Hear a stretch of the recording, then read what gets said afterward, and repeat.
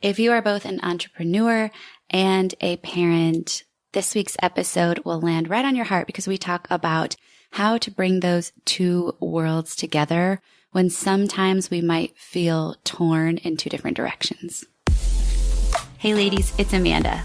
Welcome to the Feel Amazing Naked podcast. This is a show where we dig deep, get honest, and talk about all the unsexy steps it takes to meet your goals. Whether you want to get fit, eat healthier, make more money, start a business, or any other results you desire in your life. Most of all, this podcast is for women who are ready to feel amazing naked on the outside and the inside. So ladies, time to take it off. One of the greatest joys I have as a coach is helping another woman take a vision she has and turn it into a profitable reality, and take this passion and this love for doing some sort of work in the world and be able to create financial freedom, time freedom, and bring to her family a new sense of herself because of this thing that she built from her bare hands. I want to help you do that too. I've opened up a few one-to-one coaching spots to help you grow your business, to begin your business in the online space. So if you're someone who's been thinking about this idea, or you're already somebody that maybe has started and is just kind of hitting roadblocks and isn't sure of the next best steps to take, where do I start? How do I keep this going to create a steady stream of income? Then I want to help guide you to that next level. The way we can do that is hopping on the phone and just making sure I kind of see your vision, feel confident about your vision, that I can support you in that vision. And then together we can help you move towards it. So to chat, visit feelamazingnaked.com/let's chat, LETSCHAT, and we can hop on the phone and learn more about one another. Or feel free to send me a message on Instagram and we will connect and move from there.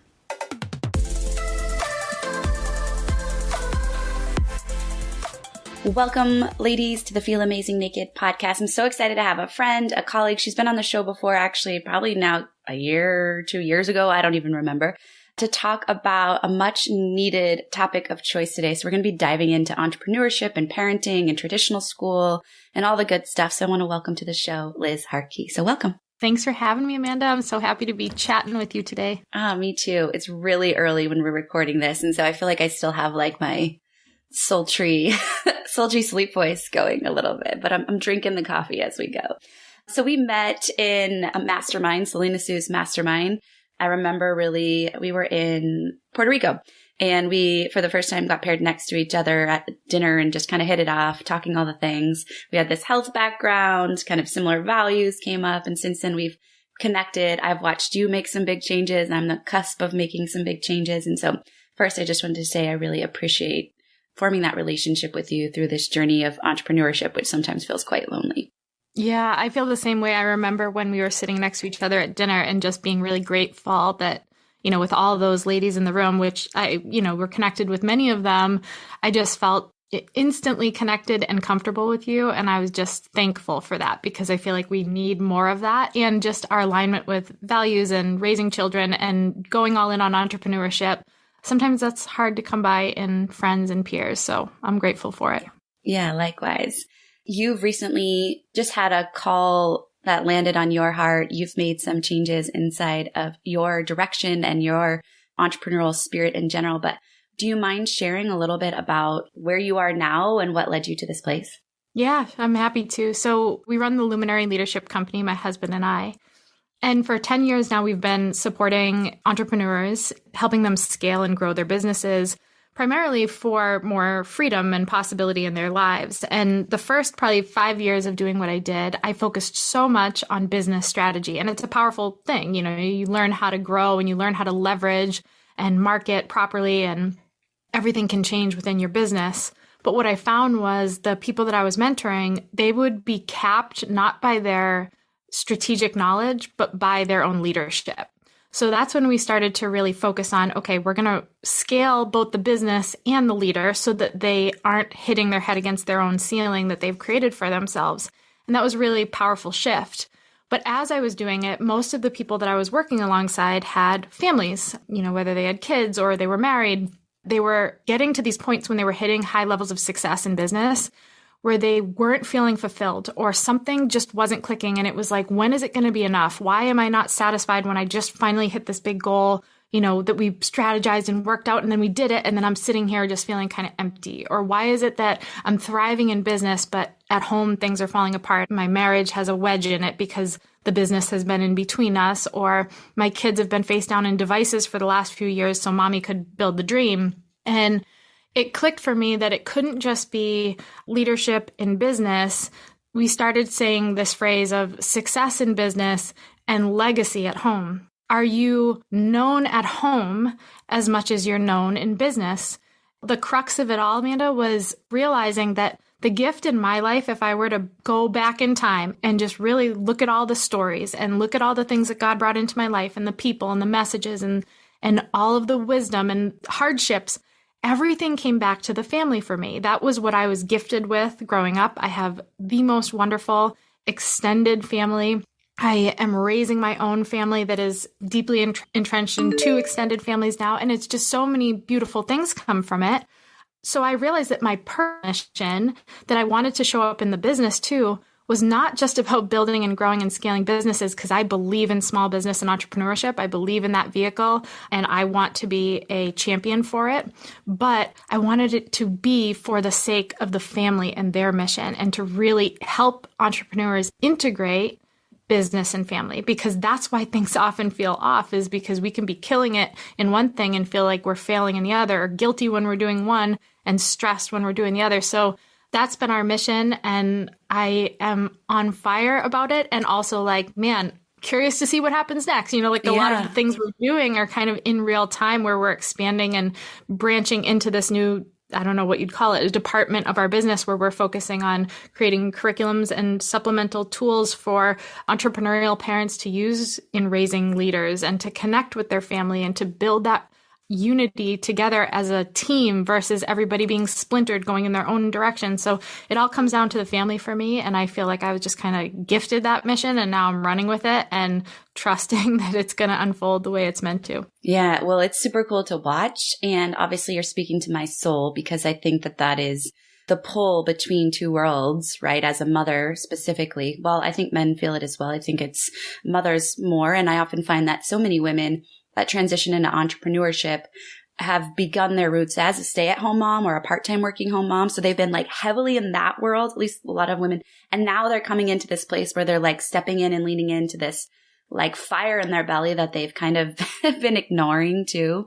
And that pull between the 2 worlds is heavy. And I think that the world has modeled for us in many ways. You can't have both. It's either or.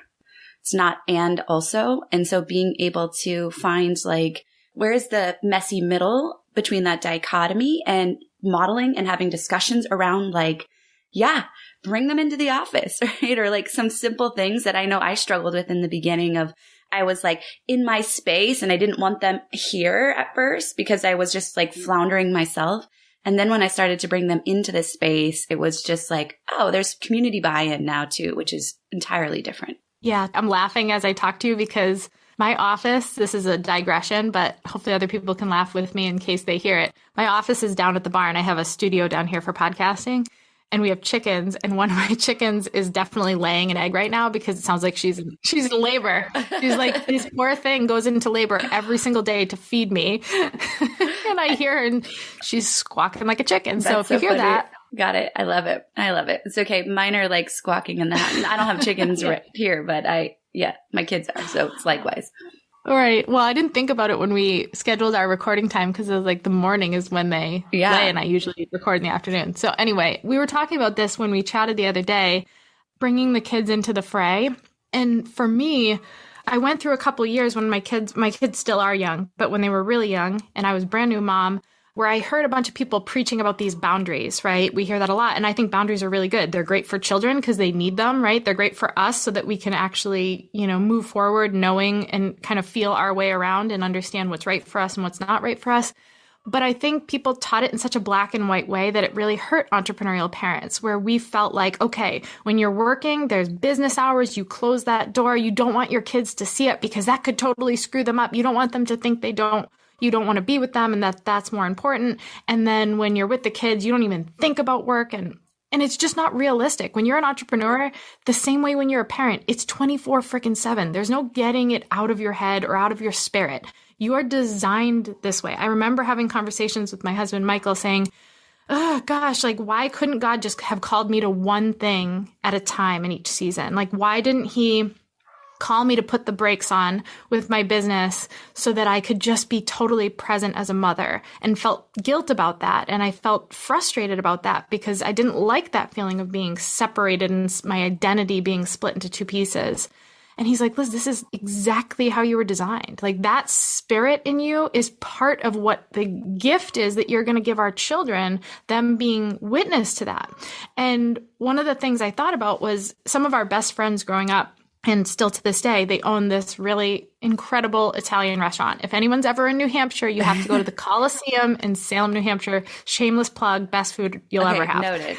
Take note, it's really worth it. So anyway, their family, they started the restaurant back in 87. They had two really young boys, brand new little baby boys, very close in age. And those boys literally grew up in that restaurant. Anytime you'd go in, you'd see Cody, the mother, bouncing the boy when they were little. And then as they got older, the boys were sitting bellying up at the bar as dad was serving drinks, and they were engaging with the customers and learning how to make eye contact and have conversation. And those kids were raised in that restaurant because the parents had to be in that restaurant all day, all night, every weekend. That's how they made their living. And I think a lot of us in the online business space, we lose that gift that we could be giving our children of witnessing hard work and commitment and communication and how to raise up leaders in your organization, whatever your business might be, and how you treat your clientele and how you make sacrifices and why you do what you do and how it all comes together. Because we're just on our laptops, keeping it private, and our kids don't get the benefit of witnessing what it means to be a business owner and all of the incredible lessons that come with that. I was raised by two entrepreneurs. My grandparents were entrepreneurs. My aunts and uncles were entrepreneurs. I didn't know the difference until I got a little bit older and I started going to other kids' houses whose dad maybe worked in corporate and got home at 6 p.m. or mom stayed home, and started realizing, oh man, these kids don't go to their mom's office and work at the conference table as she's doing business calls. That's interesting. Or, so I was fully entrenched and would go to my mom's office. And then in high school, I would go to my grandfather's office, his law office, and answer calls and learn the business. I swear to you, like you could have cut high school, college, probably middle school out. Most of the things that I learned that were of the most value, people skills, passion, compassion, understanding how to run a business, managing money, all the things that actually matter in life, I learned by witnessing these businesses. Mm-hmm. So all of that to say, the integration, it's not a shameful thing. Now, of course, I believe in boundaries. Like one for me is this freaking phone is designed to addict all of us. So when I'm done work, it stays in the drawer because I don't want to bring that into my family space because I'm too weak. And if it's dinging at me, it's going to distract me. Mm-hmm. So I have boundaries like that.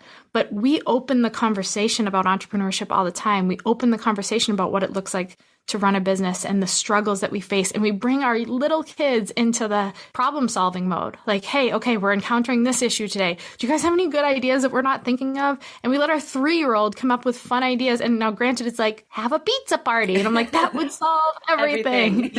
Right. But you're getting their wheels turning. You're getting them thinking outside the box.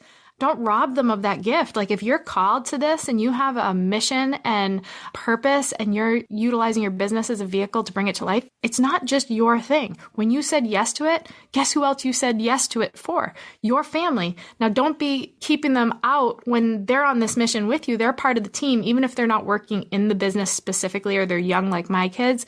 They're absolutely a pivotal part of this mission coming to life, and how they contribute and support and tap in and support as a team member will not just support you and your mission, will not just make you guys feel better and more integrated and happier, more joy-filled in your home, but you're absolutely supporting them. That will be one of the greatest gifts you could give them. It's so true. I mean, which in NLP hypnotherapy world, it's very values level 4, we say. It's like growing up in the construct of like 9 to 5 is the only way, right? And you just don't know what you don't know. until you see like this whole other world for me, because I didn't grow up with anybody in my life as an entrepreneur, really. I take that back. My dad did own like an electrical business for a little bit of time, but I wasn't immersed in it because it wasn't necessarily in the home and different, but I didn't know what that life would be, what it could potentially look like, outside. And then when all of a sudden you're like, wait a second, there isn't a right way. There could be this whole other world, and to be able to expose our children to that from a young age, to show them, not to devalue college, because I think there's so many beneficial things of going to college and life experience and relationship experience, but I'm just not that passionate about it. If you would have talked to me about that, as I was going through grad school, I would have thought, you're crazy. My kids are going to college and I want them to go to college, and I want them to pursue their heart and be willing to take risks that are atypical. I'm with you. We just literally yesterday had a call with our financial advisor, because when we started our plan with him, maybe 9 years ago, so it was before we had kids, there was no question. Michael and I both went to college. It was the sole path. Like, our parents were adamant about it. They scraped and saved from their businesses to send us. And so that was where our heads were at, because it was what we knew. And it felt like that's the best possible opportunity for our kids. So we started funds for college, and we wanted the opportunity to be able to put any and all kids that we had fully through college at any school that they chose. So we were very aggressive with our saving plan for it. It was funny because he factored in inflation and like just the progression of, and it was like, okay, by the time we have a fourth kid or a fifth kid, it's going to be like $600,000 to put them through private school. It's like, okay, this is a joke. So we were very aggressive with it. And we had a call with him the other day, and we're like, man, we forgot to tell you that like a couple of years ago, like, college is not the goal anymore for our children. It's an option. It's an option. It's on the table if it's an appropriate thing to help them facilitate where they're being called to go. Not what I did, which is, oh, I just graduated high school, so now I go to college. What am I doing? Oh, I have no idea, aside from paying $42,000 a year, but I'll figure it out as I go. Now, I agree there are a lot of beneficial things that you learn and develop that, for me, were outside of the classroom more than in the classroom. But the point is, we talked to him and said, we have covered all their college. We have that set aside if they want it, but likely, at least maybe some of our kids are just going to get a nice funding for their business idea, or a down payment on a house, or something else that we can use that money for, because I don't want it to be this mindless autopilot thing that it was for me. I'm so grateful to my parents for it. It guided me exactly where I am. So I'm just looking at it. It was the right path for me, but I don't want them to feel that pressure and to feel like not creative enough to discover what is right for them. So it's an option. Yeah. So let's go back to that intersection kind of the pull, right? The parenting pull and the entrepreneurship pull. I'm wondering if you can kind of give some tips or some just thinking or reframes around mindset, what to do when you feel split and pulled into those two worlds separately. So we have personally walked through this and are walking through it, I guess. We're continually in the trenches as we're figuring it out as we go. And we discovered for us, and for a lot of the people that we serve, our clients who are in similar boats or peers or whatever, that focusing on getting out of that mindset of I'm split in two is really a first step that is critical. Because when you believe that you were called to be in two different places at the same time, that's a pressure that most people can't really sustain, because you just constantly feel behind, and you constantly feel like, if I'm focusing myself on this world that I'm called to, I'm failing this one over here, and vice versa. So we came up with this concept of being a founder family, of really that idea of integration and coming together as a family to determine your core values and really defining what those look like, your mission as a family. Why were you brought together as a family? What is it that underlies the work you do or the way you interact with people? Like, how are you serving and contributing to the world as a family? And then who are each of the players in that team, and where are they in that season, and how are they contributing and supporting? Now, my kids are 6, 5, and 3. They're not actively sitting at the computer answering emails and working within the business. That would just be silly. But there are things that they can do and are doing. For example, we have our camp event, Camp Luminary, for entrepreneurial parents and the leaders they're raising this summer. My son, Jack, is actually helping us prep the content for that by telling us where the dog died. He's basically like, all right, mom and dad, these are all the things you're doing wrong as entrepreneurs. and parents. And these are the things I want more of from you. So he's really opening our eyes to conversations that other kids are probably feeling.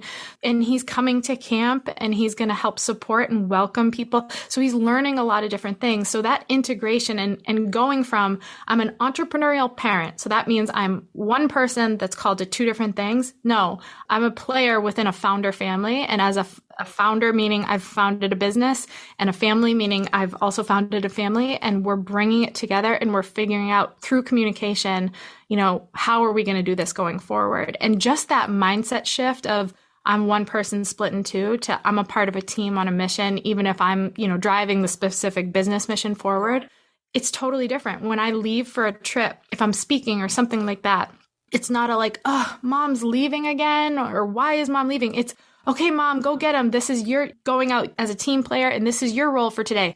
I've got the laundry. Okay, I'm going to take care of this, or I'll feed the dog, and everybody has their part. And even if it looks different for everybody, it's a completely different feeling for you as the leader, but it's also hugely different for your spouse, for your children, and it's such a gift. So to me, it's that flipping that mindset from being two different places to being a part of that team. And it's collaborative. And I think that one area too that I'd love to tack on, just a reframe too for some of us is just to let it be messy, right? Yes. Because, sometimes when we have a vision, we see it away. And even if it comes to how you feed the dog and how you do the laundry, right? It's just like letting them participate and like letting some of your micromanaging tendencies to like kind of waffle to the side a bit, so that they feel welcomed and they don't feel pushed down, and they're like, yes, I want to contribute more of this. I want to collaborate more with you. Yeah, I totally agree. And giving your kids space to lead in their own roles, in their own ways, is going to build such confidence and possibility in them. We've been saying the phrase lately that Michael and I, we want our life to feel better than it looks. I'm not interested in curating my life for the sake of social media or Pinterest or anything else. I want, even if it looks like a disaster some days, how does it feel to me? And how does it feel to my kids and my husband? That's what matters. So just to your exact point, especially when your kids are young, they're not going to do it just the way you want to do it. But are you trying to raise followers, or are you trying to raise leaders? Like, give them some space to figure it out. Yeah. I would love to shift just to school in general and talk a little bit to that. I was just sharing an incident that happened where my daughter was provided an opportunity to sign off on some things at school, and she told the teacher no. She didn't want to put her signature on something because she was like not sure what was happening, what it meant. She had questions, and the staff was a little bit, or not all the staff, but a few teachers were kind of like taken aback and had a conversation with her. And when she came home, I said, well, from our perspective, you've made quite a lovely decision around critical thinking. And if you're not sure, then ask the questions. And this for us is like that area of where we have our kids in public school, and we've had an amazing experience there. And also there's components of us I've definitely wanted to bring them home and school them up in our own way and expose them to more opportunities to be hands-on. Like you mentioned, it's like the stuff you learn in college wasn't necessarily the academic stuff, or in high school, elementary school. So I know you guys are kind of passionate about that, but I'm curious, like, how does that notion, because I know you guys your kids are still little, but you're choosing to teach them in your home. Tell me more about that decision and kind of what that's led to when it comes to Luminary too. Yeah. So that was it took us by surprise, because neither of us were homeschooled or even really knew anybody that was homeschooled, except like distantly. You're like, oh, that's like the weirdo family that has like 10 kids and they homeschool. That was my perception of it. So it was never even on our radar. When we moved to this area, we specifically sought out a school we felt was in alignment.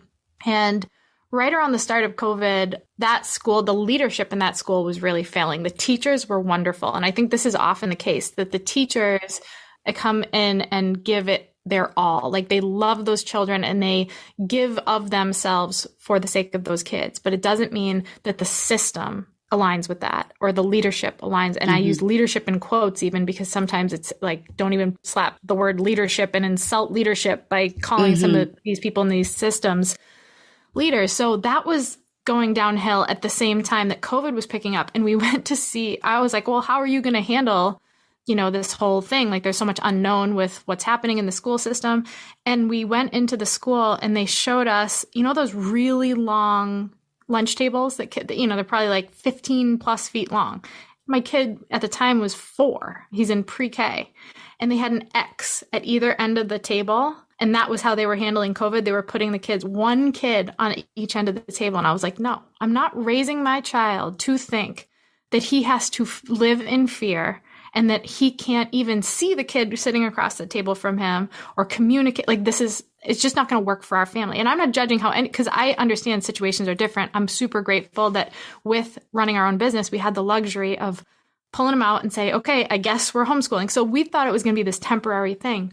But something shifted in us when Jack came home, even being so young, and we realized, man, we get to play by our own rules and we don't have to deal with a lot of the undoing and unteaching a lot of the crap that kids get taught in school. Your daughter is such a testament to you and your husband, in my opinion. I loved that story because the fact that she even thought to question it is so amazing because in schools, for the most part, I know I'm blanketing. And again, I stand by so many teachers. They do not fit this bill.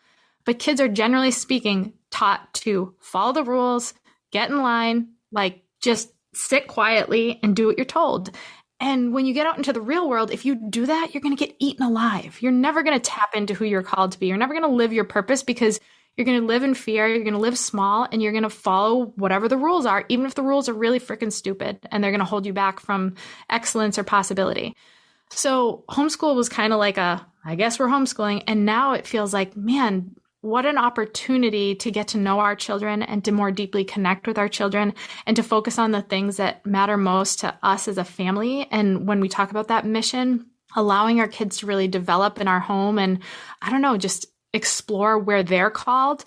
So Jack has so many gifts. Sometimes I feel like the school system says, all right, what are your weaknesses? Get better at those. Mm-hmm. So like your kid gets 3 A's and a C and everybody's focused on the C because it's like, why did you get a C? But they just got 3 A's. How can we really cultivate that? Really great perspective. But at home, we're not doing the grading and so we're saying, Jack, where are you getting the A's, right? The positive experiences that come naturally to you. Let's do more of that.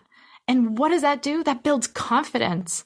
It allows him to bloom where he's planted. It's not going to make him feel like, oh, I'm a failure in this over here because that's where everybody keeps focusing when he's really thriving over here and no one's talking about it.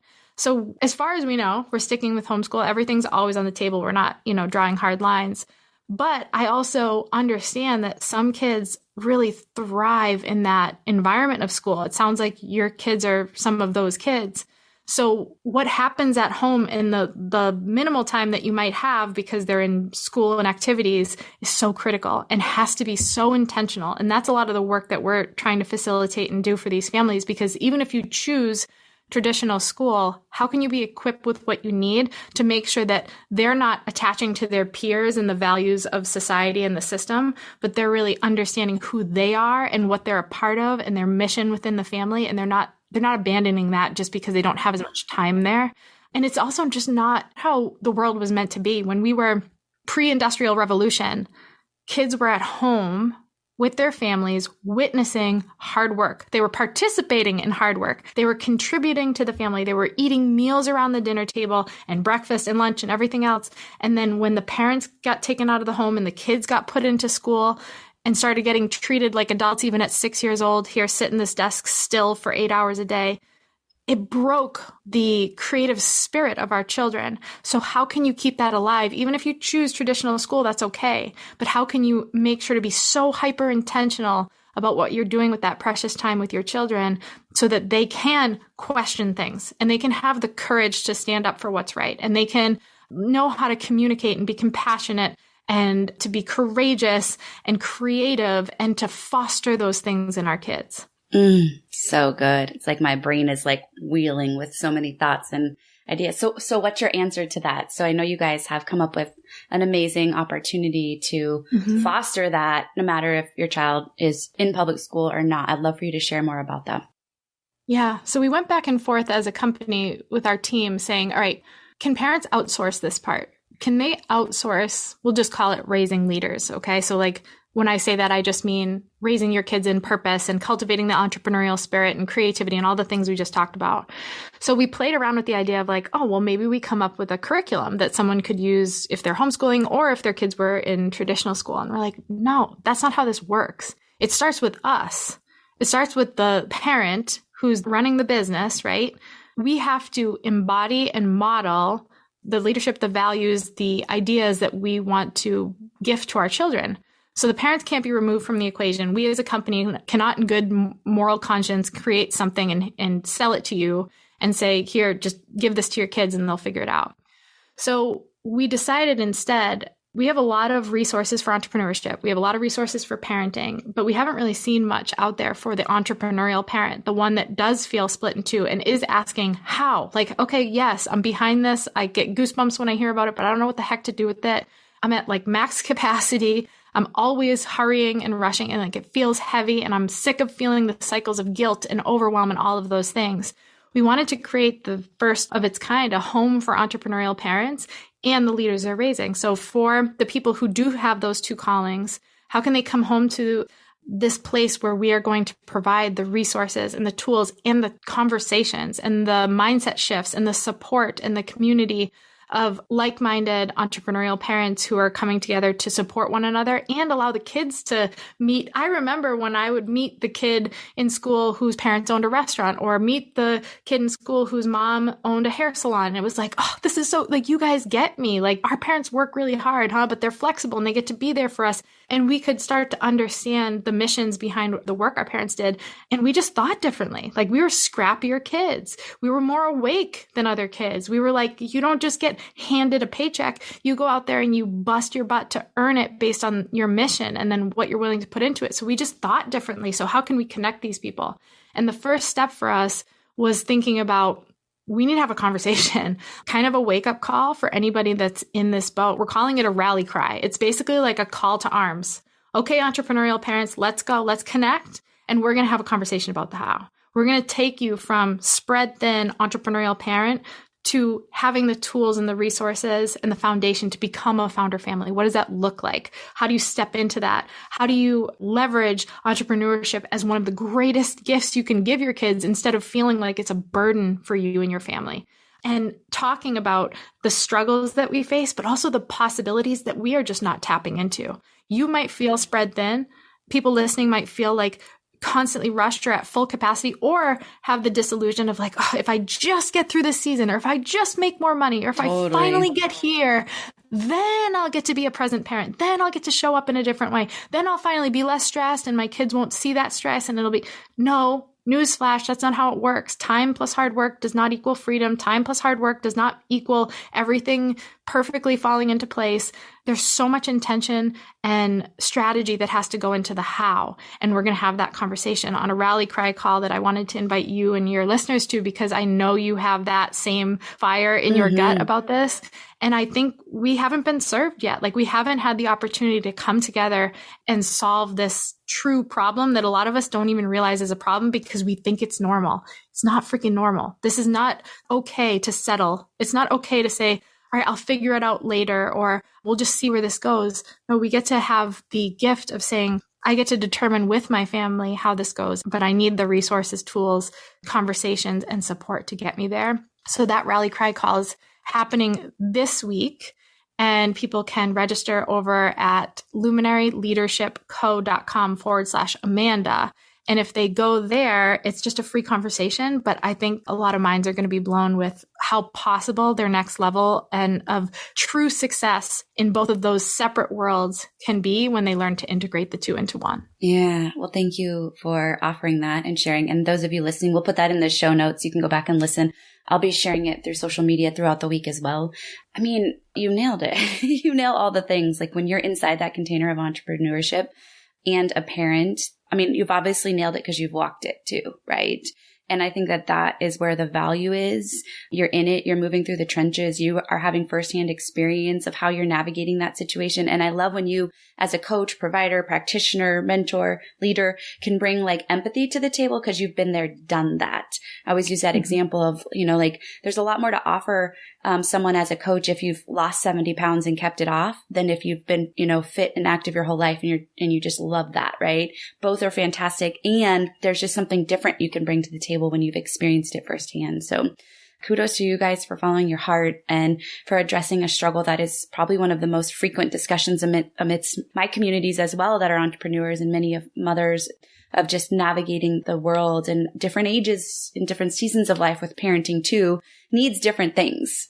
Right. And so that's the cool thing about where you're at is to bring people together and hear from parents who have 16-year-olds, 12-year-olds, 8-year-olds, 3-year-olds, and come together as a community and say, let's problem solve, learn from my experience. Here's some things that worked. Here's some things I can offer you so that collectively, we can create that vision and mission. Yeah, I absolutely agree. And I think, I focus a lot on what it'll do for us and the relief it will bring us as the entrepreneurs, but I think about our kids too. And I just picture them going from being influenced by their environment to influencing their environment. In that choice that your daughter made, some other kids witnessed that and grew a set because they witnessed it. They're like, wait, you can question a teacher? Like, I'm allowed to not just blindly say yes. That's going to open their minds. Or going from, this is a big problem today, is kids are locking onto their peers where they used to in younger ages lock onto their parents. And that's how they learn because they were being guided by mentally mature people. But now they're being guided by social media and mentally immature people because peer attachment. How can you figure out how to redevelop that connection with your kids again? Go from maybe feeling like a taxi cab driver and an event coordinator of your children to someone who's truly a shepherd of them and really connected with them and building a strong, beautiful relationship with them, whether you've never had it or it feels like it's, drifting away and it's a little scary as your kids get older. And, we all just want to see our kids go from that floundering to knowing who they're called to be and having the courage to go after it. And, they'll stumble along the way, but if you have that connection, they'll let you be there to lead them. And then they will learn through your modeling how to then lead themselves and then lead others. And it's such a beautiful gift. So I look at this and I think, yeah, this is going to change the game for us as entrepreneurs and give us the tools. But what it's really going to do is change the trajectory for our kids and our family, which ultimately is the ripple effect that could change the world. I mean, you look at the direction the world's going, not a lot of leadership modeling right now. There's not a lot of people that our kids can look to that are going to send them on that path. And our future is looking pretty grim and entrepreneurial spirited, at least. Like, it's okay if my kids don't choose entrepreneurship, but I want them to have that entrepreneurial spirit because no matter where they go and what they do or college or whatever, they will have the tools and they will be equipped to lead and to make that impact and to be fulfilled and confident in who they are. And that's all we could ever ask as parents. Yeah. Well, thank you so much for being with us and sharing your passion, your drive. And those listening, I hope you join Liz's rally cry. The links are in the show notes and I'm just honored to spend time with you. So thanks for joining. Me too. Thanks for having me. The Feel Amazing Naked podcast is growing, literally doubling downloads every single month. And it's humbling, but really it's all because of you. So I just want to say thank you for listening and continuing to listen. Help us grow by sharing the Feel Amazing Naked podcast on your social media platform. If you're listening to an episode, take a screenshot, share it in your story, on your social, tag me, leave a review if you feel so inclined, but please allow me to help more women by sharing the awesome content that I create. So thank you so much for being a part of this journey with me.